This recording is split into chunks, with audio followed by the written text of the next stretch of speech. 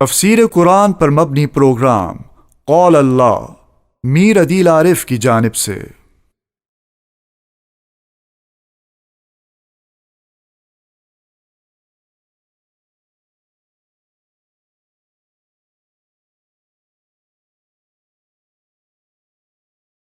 بسم اللہ الرحمن الرحیم۔ پروگرام قال اللہ میں آج ہم انشاءاللہ سورہ نحل کا 15واں رکوع ترجمے اور تفسیر کے ساتھ پڑھیں گے علی حسب ترتیب۔ سب سے پہلے 15ویں رکوع کا لفظی ترجمہ ہوگا اور اس کے بعد اس کی مختصر جیسی تفسیر ہوگی۔ اعوذ باللہ من الشیطان الرجیم، بسم اللہ الرحمن الرحیم۔ یوم تأتی کل نفس، جس دن آئے گا ہر ایک نفس، تجادل عن نفسها، کہ وہ جھگڑتا ہوگا اپنی جان کی طرف سے، اپنی ذات کی طرف سے، وَتُوَفَّى كُلُّ نَفْسٍ، اور پورا کا پورا بدلہ دیا جائے گا ہر جی کو، ہر نفس کو، ما عملت، اس کا جو اس نے عمل کیا، وَهُمْ لَا يُظْلَمُونَ، اور ان پر ظلم نہیں کیا جائے گا۔ وَضَرَبَ اللَّهُ مَثَلًا، اور اللہ نے بیان کی ایک مثال، قَرْيَةً، بستی کی، كَانَتْ آمِنَةً، جو امن والی تھی، مطمئنتاً، اطمینان والی تھی، یاتیہا رزقہا، آتا تھا اس کے پاس اس کا رزق، رغداً، فراغت کے ساتھ، سہولت کے ساتھ، من کل مکان، ہر جگہ سے،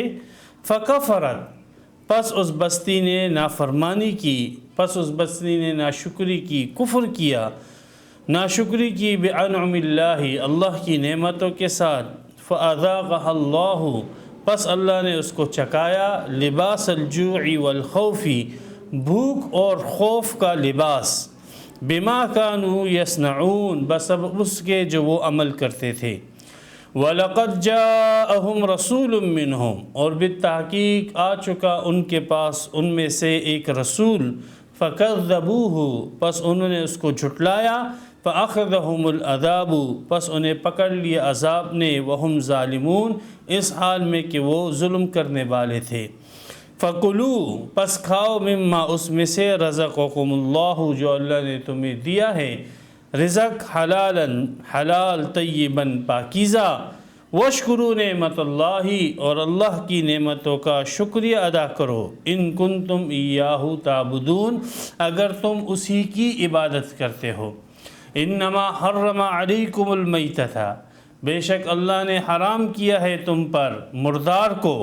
والدم، اور خون کو، ولحم الخنزیر، اور خنزیر کے گوشت کو، وما احل لغیر اللہ بہ، اور جس پر آواز لگائی گئی ہو غیر اللہ کی، فمن اضطر، پس جو شخص مجبور کیا جائے، غیر باغٍ، اس حال میں کہ وہ سرکشی کرنے والا نہ ہو، طالب لذت ہو کر، ولا عاد، اور نہ حد سے تجاوز کرنے والا ہو، زیادتی کرنے والا بھی نہ ہو، فإن اللہ غفور الرحیم، پس بے شک اللہ بخشنے والا، رحم کرنے والا ہے۔ ولا تقولوا، اور مت کہو، لما، اس کے متعلق، تصف السنتکم الکذب، جو تمہاری زبانیں جھوٹ بولتی ہے، ھذا حلال، کہ یہ حلال ہے، وھذا حرام، اور یہ حرام ہے، لتفتروا علی اللہ الکذب، تاکہ گھڑو اللہ پر جھوٹ، ان الذین یفترون علی اللہ الکذب، بے شک وہ لوگ جو کہ اللہ پر جھوٹ گڑتے ہیں، لا یفلحون، وہ کبھی کامیاب نہ ہوگے۔ متاع قلیل، تھوڑا سا فائدہ ہے، ولہم عذاب علیم، اور ان کے لیے دردناک عذاب ہے۔ وعلی الذین ھادوا حرمنا، اور یہودیوں پر ہم نے حرام کیا، ما، وہ، قصصنا علیک من قبل، جو ہم بیان کر چکے تجھ پر اس سے پہلے، وما ظلمناہم، اور ہم نے ان پر ظلم نہ کیا، ولکن کانوا انفسہم یظلمون، لیکن وہ اپنی جانوں پر ظلم کرتے تھے۔ ثم ان ربک، پھر بے شک تیرا رب، للذین، ان لوگوں کے لیے، عملوا السوء، جنہوں نے برائی کی،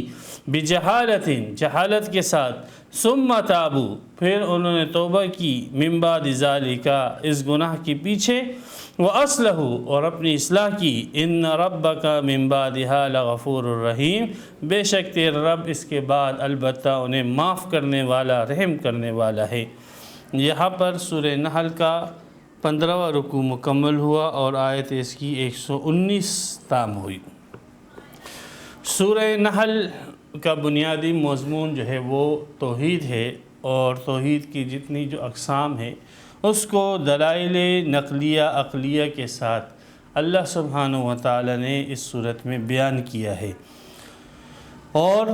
آخر میں توحید کی جو ایک شق تھی وہ کہ اللہ سبحانہ و تعالی حاکمیت اعلیٰ وہ اللہ سبحانہ و تعالی کے پاس ہے، کسی چیز کو حلال اور حرام کرنے کا اختیار اللہ کے پاس ہے۔ پھر آخر میں یہ بتلایا کہ جو شخص توحید کا انکار کرے گا تو اس کے لیے دردناک عذاب ہے، ہمیشہ کی جہنم ہے،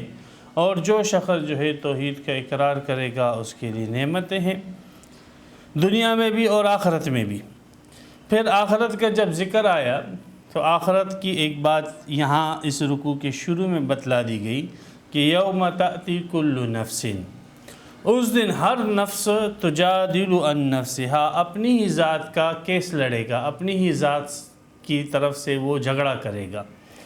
یعنی یہ کہے گا کہ نفسی نفسی، بس میری ذات بچ جائے، باقی دوسرے جو کسی کے ساتھ کچھ ہوتا ہے تو ہونے دو، صرف میری ذات جو ہے بچ جائے۔ روایتوں میں آتا ہے یہ اس وقت جب جو ہے جہنم چنگاڑے گی اور جہنم کو کھینچ کے لایا جائے گا تو اس وقت سارے کے سارے انسان گھٹنوں کے بل زمین پر گر پڑیں گے، اور انبیاء حتیٰ کہ حضرت ابراہیم علیہ السلام بھی کہے گے کہ نفسی نفسی، اے اللہ مجھے محفوظ فرما، میرے نفس کو اور میری جان کو بچا۔ تو یہ ایسا موقع ہوگا کہ ہر نفس جو ہے وہ اپنی ذات اور اپنی نفس کی فکر کرے گا کہ میری جان بچ جائے، باقی دوسرے لوگ جو ہے وہ ان کے ساتھ جو بھی ہوتا ہے ہونے دو۔ جیسے اور آیتوں میں بھی آتا ہے اس کا یوم یفر المرء من اخیہ و امہ و ابیہ و صاحبتہ و بنیہ۔ تو یہ ایک حالت ہوگی، یہ خاص حالت ہے، اور یہ خاص حالت اس وقت ہوگی کہ جب جہنم کو کھینچ کے لایا جائے گا تو اس وقت ہر ایک نفس جو ہے وہ اپنی طرف سے لڑے گا۔ یہ پھر بعد میں جب وہ خوف کی وہ فضا جو ہے وہ کم ہو جائے گی، پھر اس کے بعد انبیاء کرام جو ہے شفاعت کریں گے، اولیاء کرام شفاعت کریں گے، شہداء شفاعت کریں گے۔ تو جو ڈر کا وقت ہوگا اور جو ہر نفس کا نفس نفس کہنے کا، نفسی نفسی کہنے کا موقع ہوگا وہ الگ ہوگا، وہ وقت الگ ہوگا، وہ محل الگ ہوگا، اور جس موقع پر جو ہے ہر نفس دوسرے نفس کی شفاعت کرے گا، جیسے انبیاء کرام اور شہداء اور صلحاء کریں گے، تو وہ جو ہے وہ اس کا وقت اور زمانہ دوسرا ہوگا۔ اس لیے اس آیت میں اور شفاعت کے معاملے کے اندر کوئی تعارض اور ٹکراؤ نہیں ہے۔ یا ہر نفس تجادل عن نفسہا، جھگڑا جو ہے کرے گا اپنی نفس کی طرف سے۔ اس کا ایک مطلب تو یہ ہے بیان کیا جو میں نے بتلایا کہ وہ اپنی ہی نفس کی طرف سے جھگڑے گا اور دوسرے انسان کی طرف سے وہ جھگڑا نہیں کرے گا، یہ ایک خاص وقت ہوگا، پھر بعد میں جو ہے وہ دوسرے انسان کی طرف سے بھی کیس لڑے گا جیسے انبیاء لڑتے ہیں۔ دوسرا معنی اس کا حضرت عبداللہ ابن عباس رضی اللہ تعالیٰ عنہ نے یہ بیان کیا ہے کہ قیامت کے دن ہر چیز جھگڑا کرے گی، حتیٰ کہ انسان کا بدن اور انسان کی روح یہ بھی آپس میں جھگڑا کرے گی، اور انسان کا بدن کہے گا کہ یا اللہ میں تو بے جان لکڑی کی طرح تھا، اور یہ روح میرے اندر آئی، اور جب یہ روح میرے اندر آئی تو اس نے مجھ سے گناہ کے کام کروائے، نافرمانی کے کام کروائے، ورنہ میں بے جان چیز کی طرح تھا۔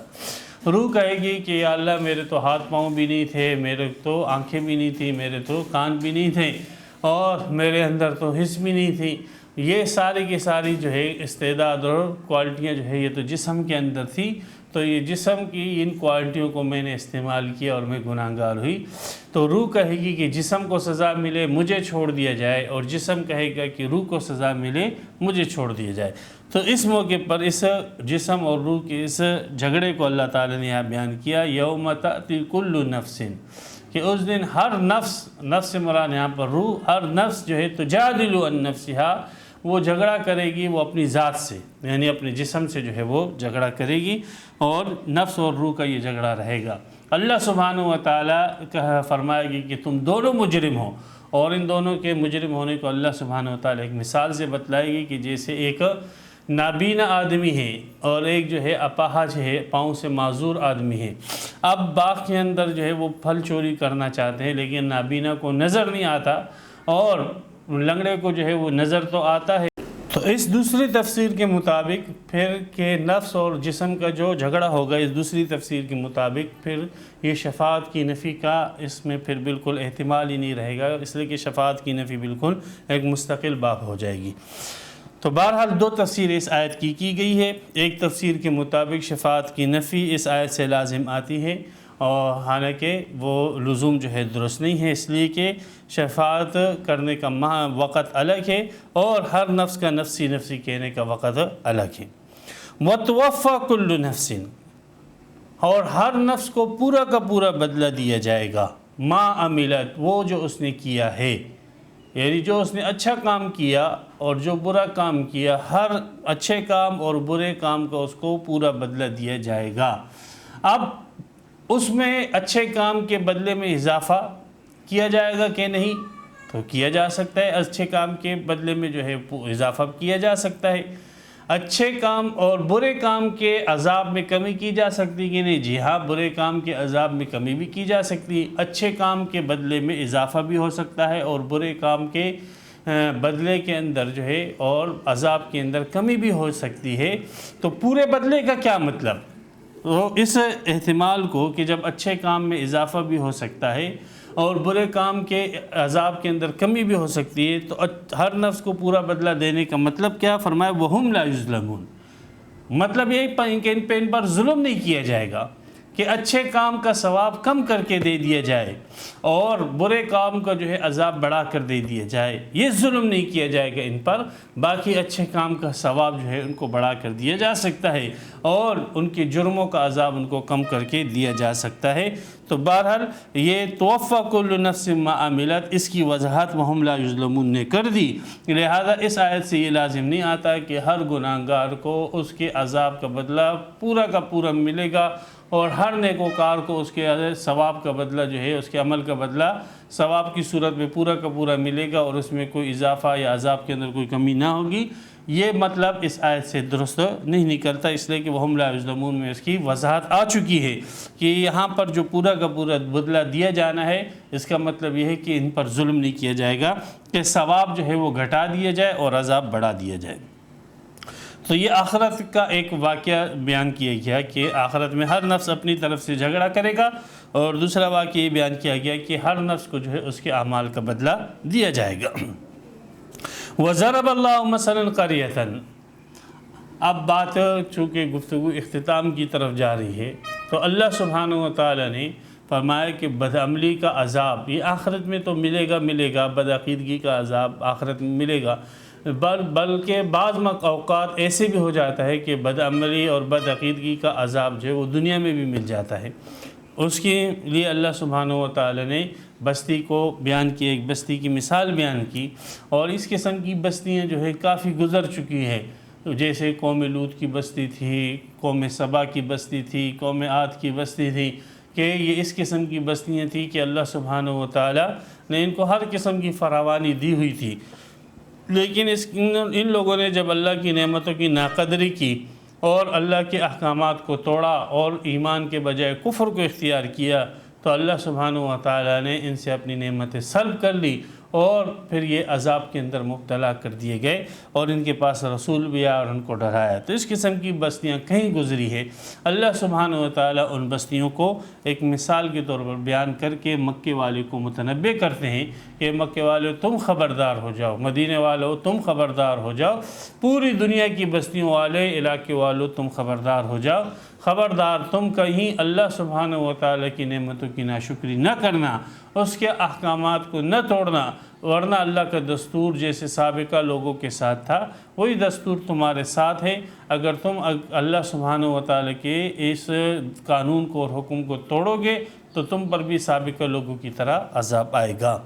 فرمایا وَضَرَبَ اللَّهُ مَثَلًا قَرْيَةً، اور اللہ سبحانہ و تعالی نے بیان کی ایک مثال ایک بستی کی، کانت آمنتاً، جو بالکل امن کے ساتھ رہ رہی تھی، مطمئنتاً، اطمینان کے ساتھ، آمنتاً اور مطمئنتاً، آمنتاً یعنی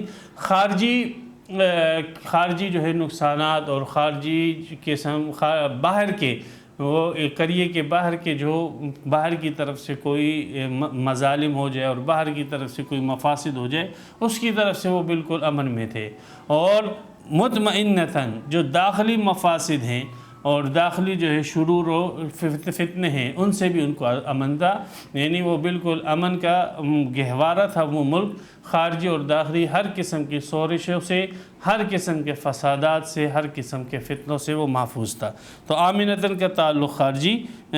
جو ہے ڈر سے، خارجی جو ہے خطروں سے، اور مطمئناً سے مراد جو ہے داخلی وہ ڈر اور خطر۔ امام راضی رحمۃ اللہ علیہ فرماتے ہیں کہ آمنتاً کے معنی تو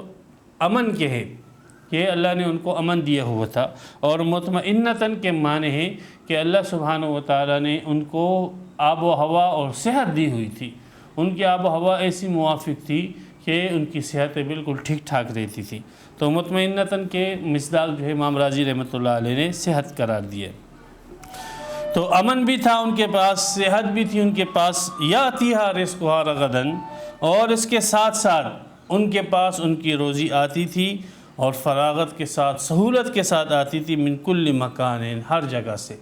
ہر طرف سے ان کے لیے روزی رزق کا انتظام تھا۔ تو یہ دو چیزیں بنیادی ہوتی ہیں کسی ملک کی اور کسی معاشرے کی اور کسی قریے کی ظاہری اصلاح کے لیے، ایک تو یہ کہ وہ امن والا علاقہ ہو، اور دوسرا یہ کہ وہاں پر معاشی حالت درست ہو۔ تو یہ دونوں جو بنیادی نعمتیں اللہ تعالیٰ نے ان کو دی ہوئی تھی، انہوں نے کیا کیا؟ فَكَفَرَتْ بِأَنْعُمِ اللَّهِ، انہوں نے اللہ کی نعمتوں کی ناشکری شروع کر دی، انکار شروع کر دیا۔ فَأَذَاقَهَا اللَّهُ لِبَاسَ الْجُوعِ، اب اللہ سبحانہ و تعالیٰ نے وہ جو رزق آ رہا تھا، اللہ تعالیٰ نے ان رزق کے بجائے ان کو بھوک جو ہے چکا دی۔ اب بھوک آ گیا ان پر، فاقے آ گئے، افلاس آ گیا، والخوف، اور جو امن تھا اور اطمینان تھا وہ ختم ہو گیا اور ڈر آ گیا۔ یہ سارا کا سارا امن جو ان سے چھن گیا، اور یہ ساری کی ساری جو ان پر رزق کی تنگی آ گئی، فاقے آ گئے، یہ بما کانوا یصنعون، یہ کوئی یک بارگی یہ چیز نہیں ہوئی ہے، بلکہ یہ ان کے اعمال کا ثمرہ اور نتیجہ ہے۔ یہ ان کے اعمال کا وہ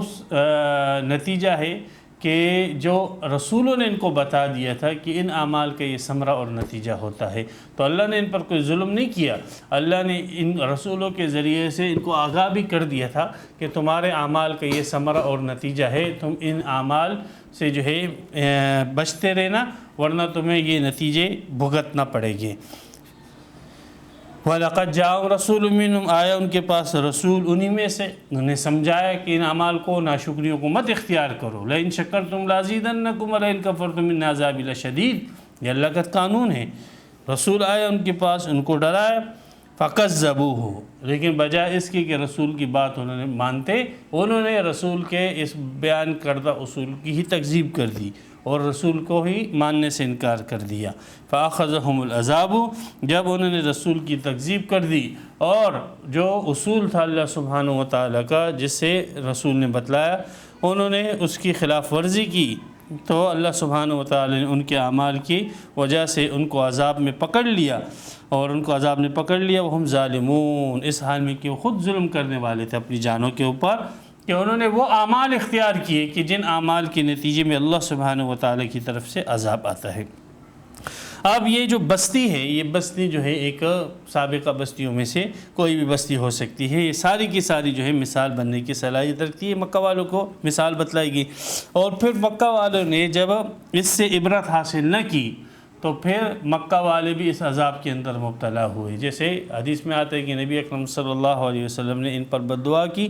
اور فرمایا کہ اللہ ان پر جو ہے حضرت یوسف علیہ السلام کے زمانے کی قحط کی طرح قحط مسلط فرما۔ تو ان پر ایک قحط مسلط ہو گیا مکہ والوں پر، اور 7 سال تک وہ اتنے قحط کے اندر مبتلا ہو گئے کہ وہ جو ہے مردار کھانے لگے، خون پینے لگے، اور جو ناپاک اور گندی چیزیں تھیں وہ کھانے لگے، پتے جو ہے کھانے لگے، گھاس کھانے لگے۔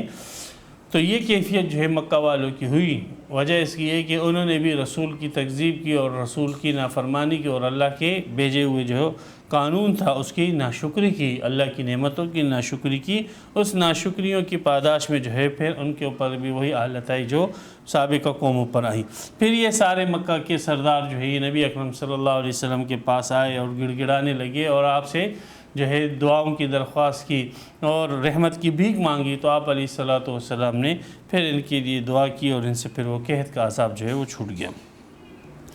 تو فَأَخَذَهُمُ الْعَذَابُ وَهُمْ ظَالِمُونَ، تو یہ بستی ضرب اللہ مثلا، جس بستی کی مثال اللہ تعالیٰ نے بیان کی تھی وہ سابقہ بستیوں میں سے تھی، اور جن کے لیے بیان کی گئی تھی وہ مکہ والے تھے۔ بعض علماء نے، بعض مفسرین نے لکھا ہے، جیسے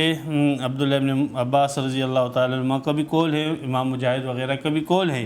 کہ بستی سے مراد جو ہے وہ مکہ کی بستی ہے، کہ اللہ سبحانہ و تعالیٰ نے یہ مثال مدینہ والوں کے لیے بیان کی ہے، اور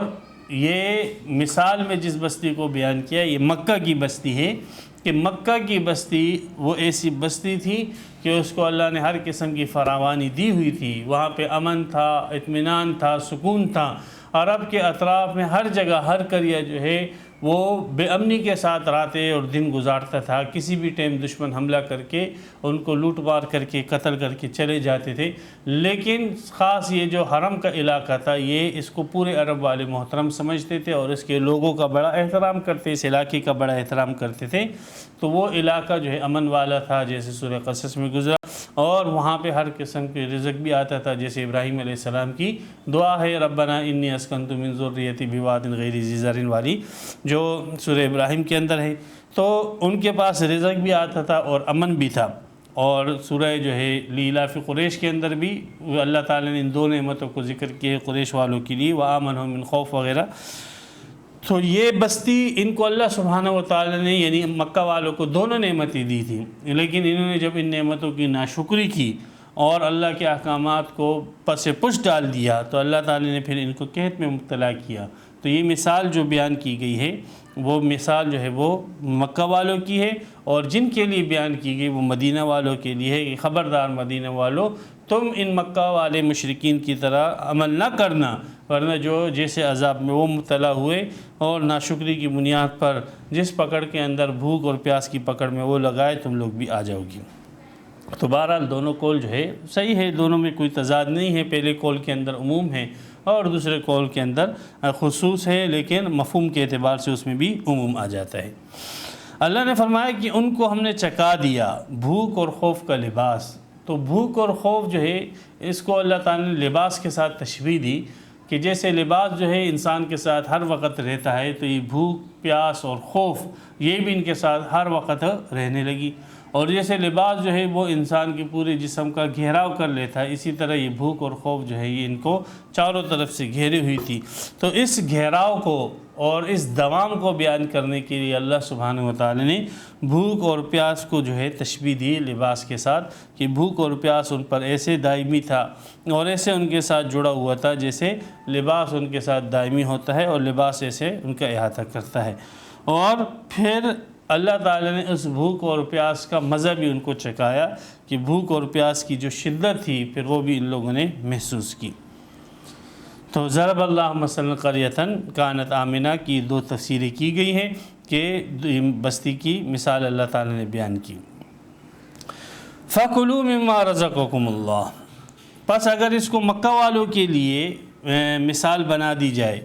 تو فَكُلُوا مِمَّا رَزَقَكُمُ اللَّهُ کا مخاطب جو ہے مکہ والے ہو گئے، کہ مکہ والوں تم اللہ کا رزق کھاؤ، حلال رزق کھاؤ، پاکیزہ رزق کھاؤ، اور وشکروا للہ، اللہ کا شکریہ ادا کرو، اللہ کی نعمتوں کا شکر، وشکروا نعمت اللہ ان کنتم ایاہ تعبدون، اگر تم خاص اسی کی عبادت کرتے ہو۔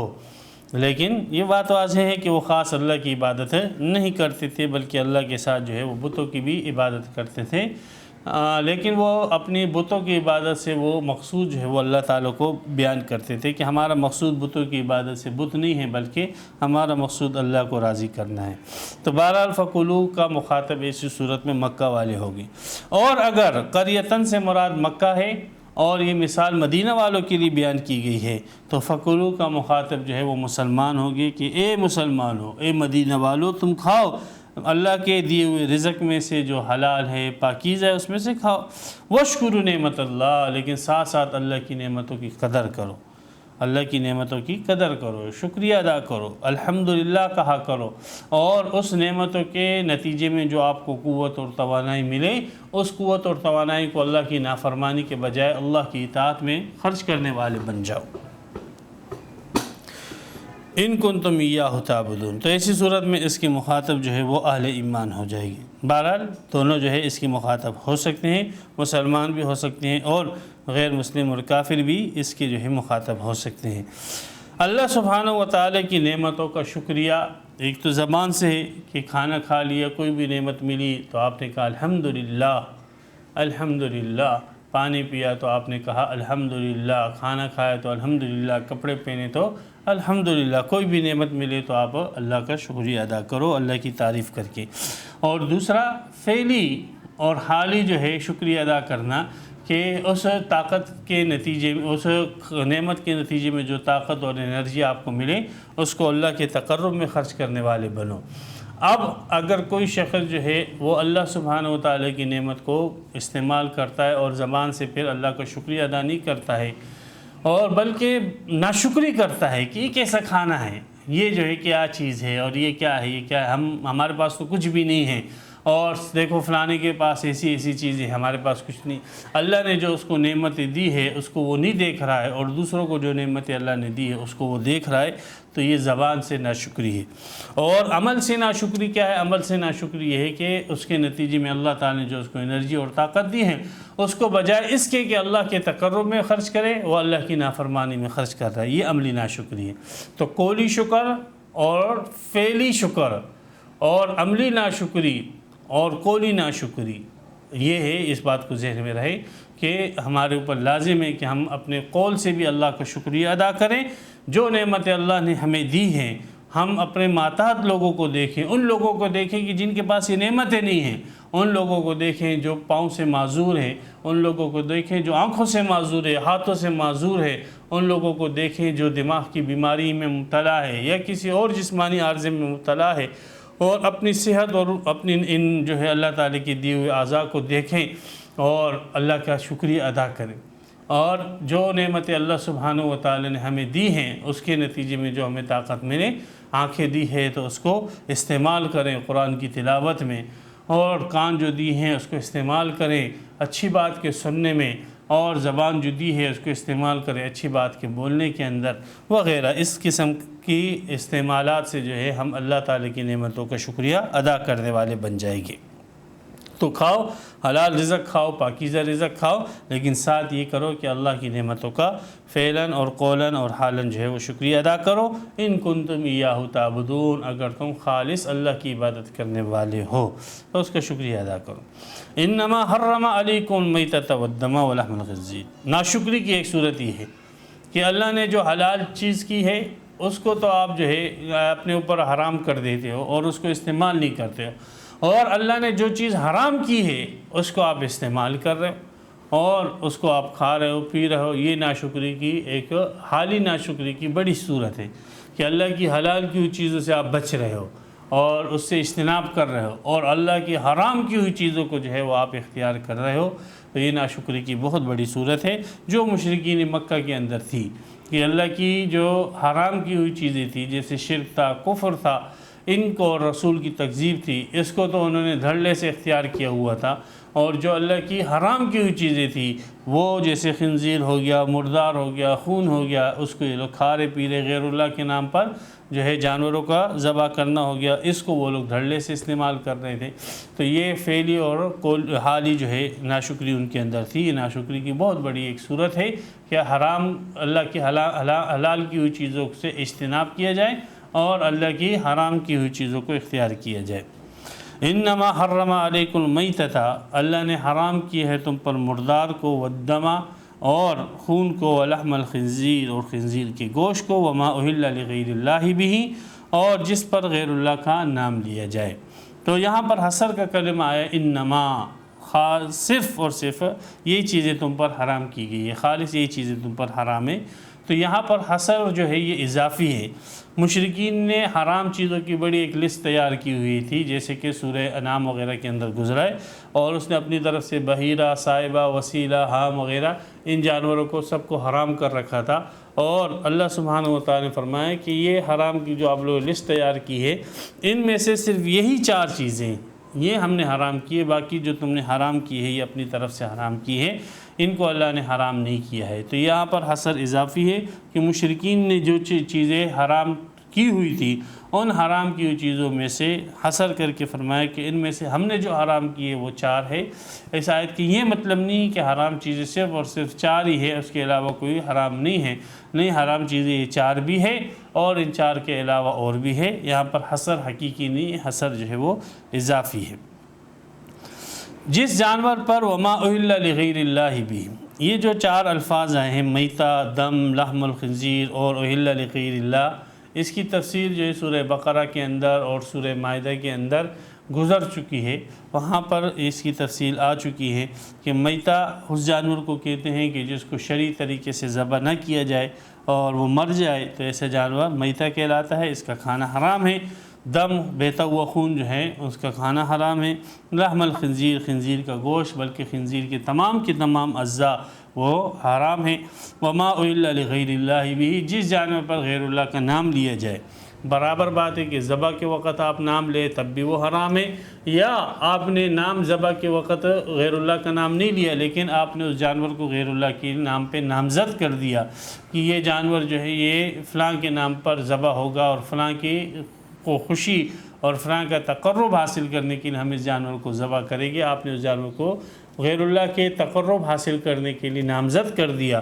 اور پھر جو ہے آپ اس جانور کو اللہ کے نام پر ذبح کرتے ہو تو یہ ایسا جانور بھی مردار ہے، یہ بھی اہل لغیر اللہ کے اندر داخل ہے۔ کہ آپ کسی جانور کا خون گراتے ہو اور آپ کی سوچ یہ ہے، اب دیکھیں مسلمان جب ایک جانور کا خون گراتے ہیں بقرہ عید میں اللہ کے نام پر تو ان کی سوچ یہ ہوتی ہے کہ ہم یہ جانور کو جو ذبح کر رہے ہیں اللہ کے نام پر تو اس سے ہمارا مقصود یہ ہے کہ اللہ ہم سے راضی ہو جائے گا اور جو بھی مفاسد اور نقصانات ہوگے اللہ تعالی ہمیں اس سے بچائے گا۔ تو فائدوں کا حصول اور نقصانات سے بچنا یہ وہ نظریہ ہوتا ہے جو اس خون کے گرنے کے عمل کو عبادت بنا دیتا ہے۔ تو اب اگر آپ جو ہے کسی جانور کا خون گرا رہے ہو اور آپ کا نظریہ یہ ہے کہ یہ فلاں بزرگ کے نام پر میں یہ جانور کا خون گراتا ہوں اور یہ اس لیے گراتا ہوں تاکہ یہ بزرگ مجھ سے خوش ہو کر مجھے فائدہ دیں اور ایسے نہ ہو کہ میں اس کے نام پر خون نہ گراؤں تو یہ مجھ سے ناراض نہ ہو جائے اور مجھے نقصان نہ پہنچائے۔ تو اگر کسی بزرگ کے نام پر اس نظریے کے ساتھ جو ہے جانور گرایا جائے گا تو وہ پھر جانور گرانا اور وہ خون بہانا جو ہے وہ عبادت بن جاتا ہے اور وہ اس بزرگ کی عبادت ہو جائے گا اور یہ شرک ہے۔ تو اس لیے فرمایا ما اہل لغیر اللہ بھی، جس جانور پر غیر اللہ کا نام لے لیا جائے اور غیر اللہ کو کے لیے اس کو نامزد کر دیا جائے بائیں طور کہ یہ اب فلاں بزرگ کا جو ہے جانور ہے، مطلب یہ کہ یہ جانور جو ہے ہم جب فلاں بزرگ کے نام پر ذبح کریں گے تو وہ ہمارے کاروباروں میں برکت دے گا، ہمارے گھروں میں برکتیں دے گا اور ہم سے مصیبتیں اور پریشانیاں دور کرے گا۔ اس اعتقاد کے ساتھ جب جانور کو بتوں کے نام پر ہو یا اولیاء کے نام پر یا انبیاء کے نام پر یا غیر اللہ میں سے کسی کے نام پر بھی جو ہے آپ نامزد کرو گے تو پھر یاد رکھیں کہ یہ عمل جو ہے یہ اعتقاد آپ کے اس عمل کو جو ہے وہ عبادت بنا لیتا ہے اور یہ عبادت پھر غیر اللہ کی ہو جاتی ہے اور اس سے آدمی جو ہے کافر اور مشرک ہو جاتا ہے۔ فقہاء کرام نے اس مسئلے کو وضاحت کے ساتھ جو ہے تفصیلاً لکھا ہے۔ تو لہذا مزارات پہ جا کے یہ لوگ جو جانوروں کو ذبح کرتے ہیں جاہل لوگ ہیں تو وہ جہلا جو ہے جا کے مزارات پر ذبح کرتے ہیں اور ان کا مقصد ان بزرگوں کا تقرب حاصل کرنا ہے۔ آپ جا کے پوچھ لیں، اس میں کوئی جو ہے اختلاف نہیں ہے دیوبندی اور بریلیوں کا، سب کا اس پر اتفاق ہے کہ اگر اس نظریے کے ساتھ اگر جانور ذبح کرتا ہے تو یہ حرام ہے اور یہ شرک ہے، کفر ہے اور اس سے آدمی کافر ہو جاتا ہے، اس میں کوئی اختلاف نہیں ہے۔ یہ جو عمل کرتے ہیں یہ عمل جو ہے جیسے دیوبندیوں کے نزدیک اہل سنت کے نزدیک کفر اور شرک ہے، ایسے ہی بریلوی فرقے کے نزدیک بھی ہے کفر اور شرک ہے۔ ہاں ایک تیسری چیز ہے، وہ تیسری چیز ہے ایصال ثواب، کہ آپ ایصال ثواب کرو اور ایک جانور آپ ذبح کرتے ہو اللہ کے نام پر اور اس کو نامزد بھی اللہ کے نام پر کرتے ہو، لیکن آپ یہ کہتے ہیں کہ یا اللہ یہ جو جانور کو میں نے ذبح کیا ہے قربانی کا جانور ہے یا اور جو ہے خیرات کے لیے آپ نے جانور ذبح، یا اللہ اس کا ثواب جو ہے فلاں بزرگ کو عطا فرما دے، تو یاد رکھیں کہ وہ ثواب جو ہے ایصال ثواب بہت درست ہے۔ لیکن خون گرانا، یہ بات یاد رکھیں کہ خون گرانا، جانور کا خون گرانا یہ صرف اور صرف جو ہے قربانی کے دنوں میں اور ایام حج کے اندر، حج کے دنوں میں جو ہے یہ تقرب ہے، باقی اس کے علاوہ جو ہے وہ تقرب نہیں ہے۔ اس خون بہانا یہ قربت ہے، عبادت ہے، صرف اور صرف ایام حج کے اندر اور قربانی کے دنوں کے اندر، اس کے بعد یہ تقرب نہیں ہے، اس پر کوئی ثواب نہیں ملتا۔ اگر آپ جو ہے عام دنوں کے اندر مثلا محرم کے اندر جانور ذبح کرتے ہو تو آپ کو جانور کے ذبح پر کوئی ثواب نہیں ملے گا۔ آپ عید کے دن جانور ذبح کرتے ہو تو اس ذبح کرنے پر بھی آپ کو جو ہے ثواب ملے گا۔ عام دنوں میں آپ کو جو ثواب ملے گا وہ گوشت کی تقسیم کرنے پر ملے گا، نہ کہ جانور کو ذبح کرنے پر۔ اس پوائنٹ کو ذہن میں رکھنا۔ تو اس وجہ سے عام دنوں کے اندر اگر آپ کسی بزرگ کے ایصال ثواب کے لیے بھی جانور ذبح کرتے ہو تو یاد رکھیں کہ اس میں وہ ایصال ثواب تب اس کو ہوگا جب آپ اس گوشت کو جو ہے اللہ کے نام پر تقسیم کریں، یہ ایصال ثواب ہے، یا اللہ یہ گوشت میں نے تقسیم کیا، اس کا ثواب جو ہے فلاں بزرگ کو عطا فرما۔ لیکن اگر آپ محرم میں جانور کے گردن پر چھری پھیرتے ہو اور کہتے ہو یہ جانور ذبح کرنے کا ثواب فلاں بزرگ کو مل جائے، تو یاد رکھیے کہ یہ ثواب، اس پہ کوئی ثواب نہیں ملتا ہے، اس پہ کوئی اجر نہیں ملتا ہے، یہ ایک مباح فعل ہے۔ لہذا یوں کہنا کہ اللہ جانور کے ذبح کا ثواب جو ہے فلاں شخص کو ملے، یہ فضول جیسی بات ہے۔ وہ ثواب تب ملے گا جب آپ وہ جانور کا گوشت جو ہے وہ غریب اور غرباؤں کو دے دو۔ تو یہ 4 چیزیں یہاں پر بیان کی گئی ہے اور حصر کے کلمے کے ساتھ بیان کی گئی ہے، لیکن یہ حصر جو ہے وہ اضافی ہے نہ کہ حقیقی ہے۔ فَمَنِ اسْتُرَّ غَيْرَ بَاغٍ، ایک استثناء اس میں ہے کہ یہ 4 چیزیں تو حرام ہیں، لیکن حالت اضطرار میں ان 4 چیزوں میں سے کسی ایک کی بھی استعمال کرنے کی گنجائش ہے۔ حالت اضطرار، وہ حالت اضطرار اس حالت کو کہتے ہیں کہ جس میں انسان کی جان جانے کا اندیشہ ہو، یا اس کے عضو کے تلف ہونے کا اندیشہ ہو، یا سخت مشقت کا اندیشہ ہو، بڑی مشقت کا اندیشہ۔ یہ 3 کوالٹی ہیں کہ جان جانے کا اندیشہ ہے، یا عضو کے تلف ہونے کا اندیشہ ہے، یا سخت مشقت کا اندیشہ ہے۔ تو ایسی 3 صورتوں جو ہے وہ حالت اضطرار، تھوڑی بہت تکلیف اگر آئے تو یہ حالت اضطرار نہیں ہوگی۔ حالت اضطرار کی یہ 3 جو ہے فقہاء کرام نے ڈیفینیشن پیش کی ہے کہ جان جانے کا خطرہ ہو، عضو کے تلف ہونے کا، یا مشقت شدیدہ ہو۔ تو ایسے شخص کے لیے ایک گنجائش ہے کہ وہ ان حرام چیزوں کو استعمال کر کے اپنی جان کو، اپنے عضو کو بچا سکتا ہے اور اس سخت مشقت سے نکل سکتا ہے۔ لیکن یہ حرام چیز جو وہ استعمال کرتا ہے غیر باغن، اس میں شرط یہ ایک لگا دی گئی کہ اس میں وہ طالب لذت نہ ہو۔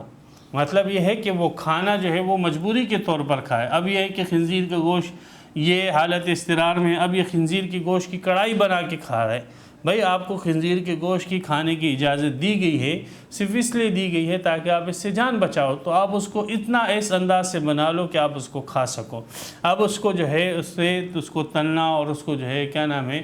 قورمے اس کو بنانا، اس کی بریانیاں بنانا، یہ جو ہے یہ پھر حد سے زیادہ بڑھنا ہے، غیر باغن، سرکشی کرنا ہے طلب لذت کے ساتھ۔ ولا عادن، اور نہ زیادتی کرنے والا ہو، یعنی صرف اتنا ہی کھائے جس سے اس کی جان بچ سکتی ہے۔ اگر اس کی جان جو ہے 1 پاؤ گوشت کھانے سے بچ سکتی ہے تو پھر اس کے لیے 1 پاؤ سے زیادہ گوشت کھانا جو ہے وہ ناجائز ہوگا۔ تو یہ 2 قیدیں لگا دی کہ طالب لذت نہ ہو سرکشی کرتے ہوئے، اور نہ جو ہے وہ حد سے بڑھنے والا ہو۔ فإن اللہ غفور الرحیم، ایسی صورت میں جو آخرت کا گناہ ہے حالت اضطرار میں اللہ تعالیٰ وہ بخش دے گا۔ رحیم، اور ایسی صورت میں جو اس چیز کے جو فاسد نقصانات ہیں دنیاوی اعتبار سے اللہ تعالیٰ وہ بھی اس سے دور کر دے گا،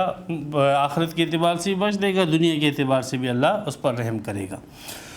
وَلَا تَقُولُوا لِمَا تَصِفُ أَلْسِنَتُكُمُ الْكَذِبَ، میں نے عرض کیا کہ یہ ناشکری کی ایک بڑی صورت یہ ہے کہ اللہ کی حلال کی ہوئی چیزوں کو حرام کرنا اور حرام چیزوں کو حلال کرنا۔ تو یہ اللہ نے حرام کی جو چیزیں تھیں تو اس کو بعض کافروں نے، مشرکوں نے استعمال کرنا شروع کر دیا تھا، حالانکہ ملت ابراہیمی کے اندر یہ چیزیں حرام تھیں اور ان کو حرام ٹھہرایا گیا تھا، اور وہ عملاً جو ہے اس کو استعمال کر رہے تھے، اور اللہ کی جو حلال چیزیں تھیں اس کو انہوں نے حرام کیا ہوا تھا۔ یہ ناشکری کی بڑی صورت تھی۔ تو اسی دوسری جو جہت تھی وہ تھی، وہ پہلی جہت تو یہ تھی کہ اللہ کی حرام کی ہوئی چیزوں کو ان لوگوں نے حلال سمجھ کر استعمال کرنا شروع کر دیے۔ دوسری جہت کہ اللہ کی حرام کی ہوئی چیزوں کو جو ہے یہ لوگ اللہ کی حلال کی ہوئی چیزوں کو جو ہے یہ حرام کر رہے تھے۔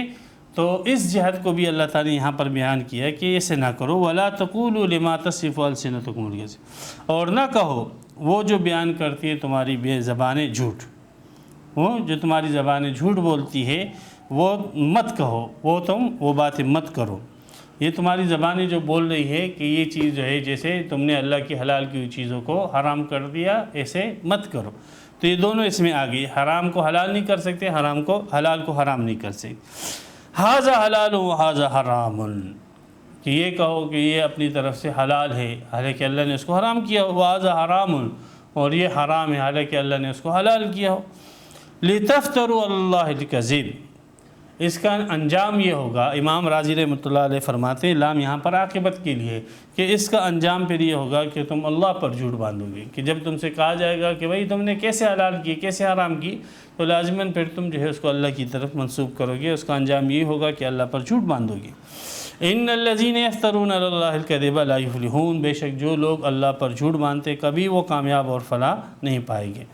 تو یہ دو ہو گئے. باقی یہ حلال اور حرام جو تم اپنی طرف سے کر رہے ہو، متاع قلیل، بالکل اس کا تم کو بہت ہی تھوڑا جو ہے فائدہ ملے گا دنیا کے اندر. خنزیر کھاؤ گے تھوڑا بہت فائدہ ملے گا، مردار کھاؤ گے تھوڑا بہت فائدہ ملے گا، بھوک مٹ جائے گی، بالکل ایسا ہوگا. لیکن وَلَهُمْ عَذَابٌ علیم، یہی اعمال ہے نا جس کی وجہ سے سابقہ قوموں کے اوپر عذاب آیا تھا، اور سابقہ قومیں جو ہے بھوک افلاس وغیرہ کے اندر اور بدامنی کے اندر مبتلا ہوئی تھی. وَلَهُمْ عَذَابٌ علیم، تو تم بھی ان سے بچو. یہ اعمال ہے، یہ افعال ہے، یہ اقوال ہے، یہ عقائد ہیں کہ اس سے آپ کو بہت ہی معمولی فائدہ تو ہوگا، لیکن پھر اس پر جو ہے عذاب علیم ہے، دردناک عذاب ہے. دنیا کے اندر بھی دردناک عذاب آ سکتا ہے جیسے سابقوں قوموں پر آیا تھا اور مکہ والوں پر آیا، اور آخرت میں بھی عذاب علیم تو ہے ہی ہے. وَعَلَى الَّذِينَ هَادُوا حَرَّمْنَا، اور یہودیوں پر ہم نے حرام کیا ما قصصنا علیک من قبل، جو ہم نے آپ پر بیان کر دیا اس سے پہلے. سورہ انعام کے اندر ہم نے آپ پر بیان کر دیا تھا کہ ان پر یہ چیزیں حرام تھی. حالانکہ جو چیزیں ہم نے ان پر حرام کی، وَعَلَى الَّذِينَ هَادُوا حَرَّمْنَا مِن كُلِّ ذِي ظُفُرٍ، یہ جو چیزیں ہم نے حرام کی ان پر، یہ تو اللہ نے فرمایا کہ یہ تو پاکیزہ چیزیں ہیں. فَكُلُوا مِمَّا رَزَقْنَاكُمْ حَلَالًا طَيِّبًا، یہ تو حلال اور طیب چیزیں ہیں. تو اب یہاں پہ سوال یہ ہے کہ اللہ نے تو ہمیں کہا حلال اور طیب چیزیں کھاؤ، اور یہ چیزیں تو بنی اسرائیل پر حرام تھی، یہودیوں پر حرام تھی، کیوں؟ اللہ نے فرمایا اسی وہم کو اور اشکال کو یہاں پہ دفع کیا کہ بالکل یہ چیزیں حرام نہیں تھی، حلال تھی، طیب تھی. لیکن اللہ نے جو یہودیوں پر یہ چیزیں حرام کی ہے وہ ان کے جرائم کی پاداش میں،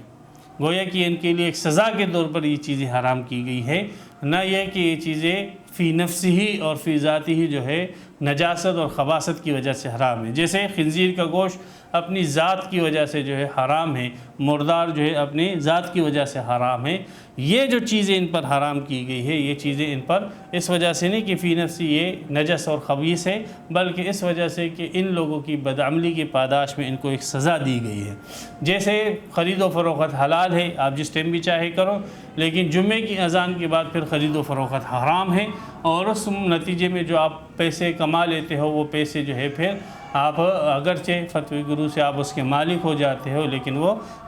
حرام ذریعے سے آپ نے کمائے ہوئے پیسے ہوتے. تو یہ یہودیوں پر جو ہم نے چیز حرام کی تھی، جس کا ہم بیان سورہ انعام میں کر چکے ہیں،